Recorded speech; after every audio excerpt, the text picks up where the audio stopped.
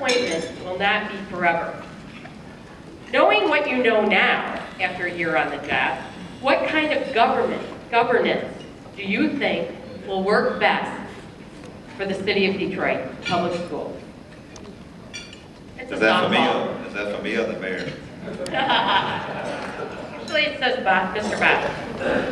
Well, I think having served as president of a school board, I think I'm a supporter of school boards, but my evaluation of Detroit is that the best governance structure, given where we are today, would be to bring the entire school district under the auspices and control of the mayor.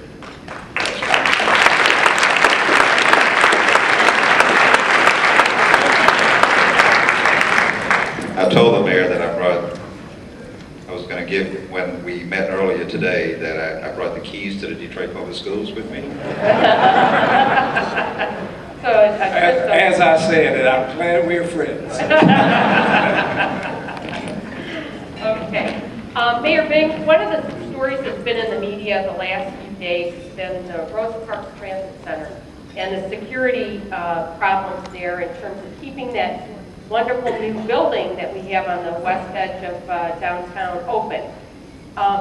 Where are we going with that? It's a major new public investment, and how are we going to keep that building open and safe?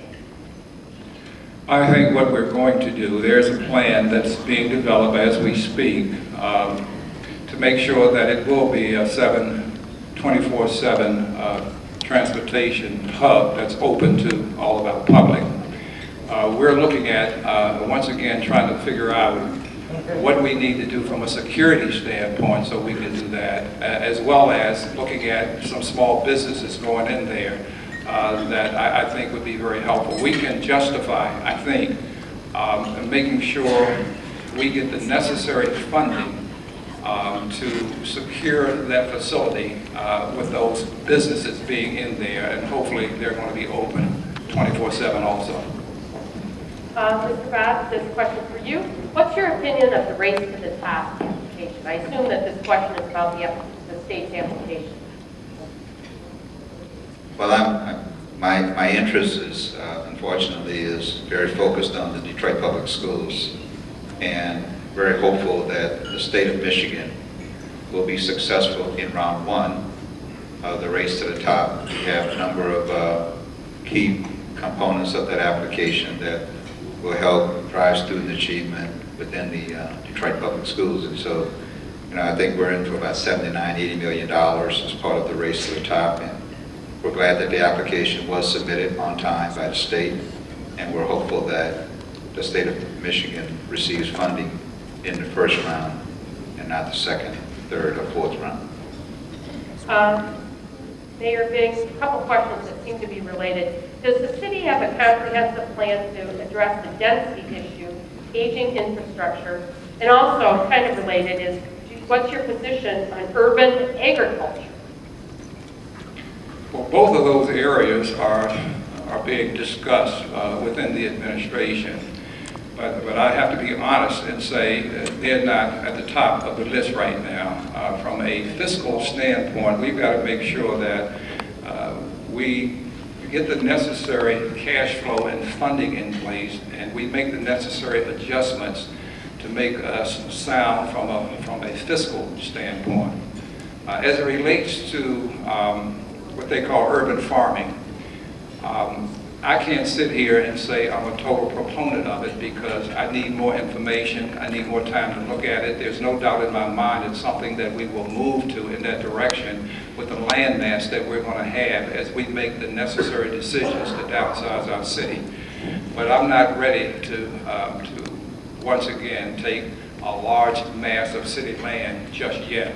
So we'll do it in stages to see if that's the right direction to go in before we make a final decision. But there's no doubt in my mind, having been in office for 9 months, we don't have a comprehensive plan. That's something that I think will happen short term. But I've got to get through my first budget, and that's what I'm focused on right now. This question obviously is from somebody who has good handle on recent history. Mr. Bobb, have you asked Mr. Thompson, Bob Thompson, another Newsmaker of the Year honoree from a few years ago, if he would again offer the Detroit Public Schools $200 million? No, but if he's in the audience, I'd like to meet him. No, we just had a meeting with Mr. Thompson, and we sold one of our school buildings to him for $700,000, well above the appraised price. And we have a confirmed commitment that when the sale is completed, that he will put in, I think, $25 million in improvements. I might add that we have plenty of real estate. We're the second largest real estate holder in the city of Detroit. We have property for sale, cash only. We can set up a booth outside. Yes, please. And above the appraised price, I might add. So if you're a charter school and you want to buy our property, but you're going to have to confirm that you're going to put X number of dollars in investment in that property, and if you fail to do so, then it reverts back to the Detroit Public Schools. You had mentioned the hotline that I think you used, that maybe it was in the press conference earlier. Is there something for teachers? We have a couple of questions from people in the audience who I think are having problems, like they request a tutor for a special needs student, and nothing happens, or whatever. What kind of internal thing do you have for the actual employees to try and cut through the red tape? Yes, I actually receive a number of those types of complaints myself and address those, but we don't have a hotline as such just for those types of complaints, but clearly that's something we probably should have. Many of those complaints come directly to me. We address those almost immediately when we receive those types of complaints. Okay, I've got a couple pieces of paper I'll give you after the lunch. Okay. They have phone numbers. All right, thank you. Okay. Mayor Bing, it's difficult, this question is, it's difficult to partner with the city to plan, develop, and complete economic development projects that are desperately needed. Is there a plan on your end to do the kind of thing like a hotline or a place that people can go? If they have a problem, they want to do something, where do they go?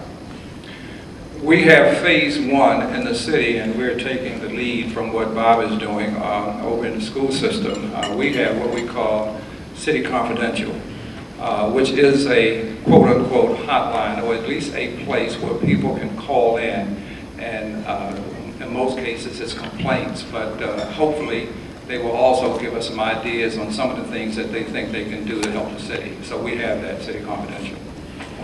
Mr. Bobb, here's a question. It's apparently from a, let's see, do you see the consolidation of Detroit Public Schools with any other surrounding districts? No. No, that's one word answer. Okay. How about this one? How can we as business owners in Detroit best support DPS needs beyond the mentoring program and the tutoring program that you mentioned earlier? There are two ways. I'd like to introduce Jacana Johnson. She'll stand.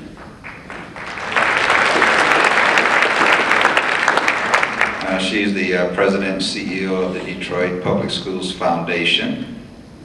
We take small contributions, large contributions, comes in any size from pennies to millions, to support Detroit Public Schools. And I might add, though, that through the foundation,